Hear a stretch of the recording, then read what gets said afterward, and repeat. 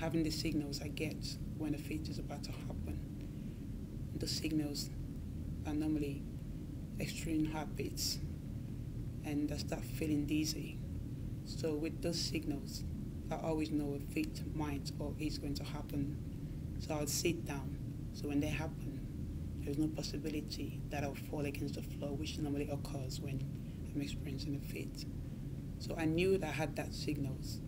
So when I was told I was found on the floor and blood on the room, and then it confirmed it was a fit. So when I woke up on the 7th of January in 2012, so gradually they were telling me the story, and they told me the story, and this felt a bit, how do I say, weird and new.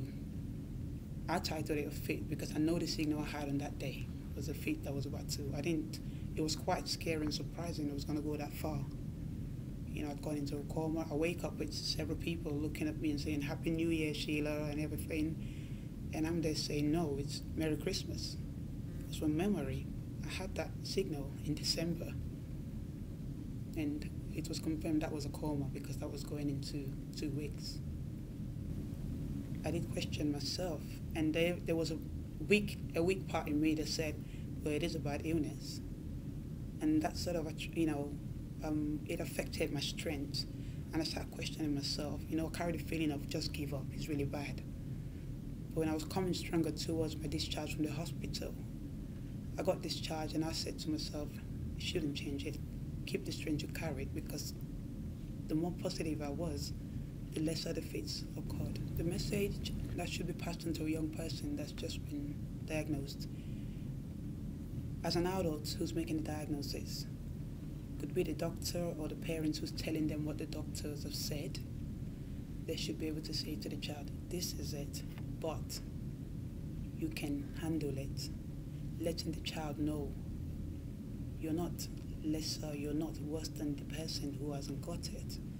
We just have to make you aware that you have got it, but encourage them so they don't feel restricted to play parts in activities, because that will affect their self-esteem. If I use my life as an example, since I have seen the illnesses, let's say you can't deny the fact that it is there. You can't live a fantasy of, oh, I haven't got it. Knowing that you have it strengthens you to handle it the right way. So with that encouragement, if you go out there and you're feeling strong enough, carry that awareness that you've got it. So if a fit does occur, don't feel ashamed. You know it's going to happen. So on my grounds, that categories that I've carried, I carry the categories in the place of when someone is having a fit, not someone who has got one who people don't know about. They can see you having a fit. Not everybody knows what a fit is. Not everybody knows what epilepsy is defined as.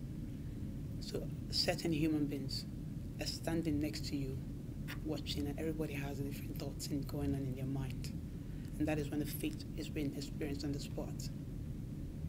So when you get the ones who say, I know they'll be fine, you put that in your head and say, I will be fine. And funny enough, if you wake up from that medical condition when the doctors came and when the ambulance showed up, the next 2 or 3 days, that has happened to me countless times. I could bump into another person in the shopping center who would say to me, you were the one who had the blackout the other day. How are you doing now?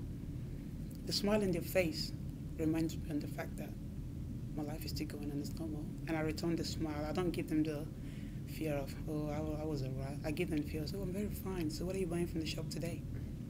That's what it is. It just goes on like that.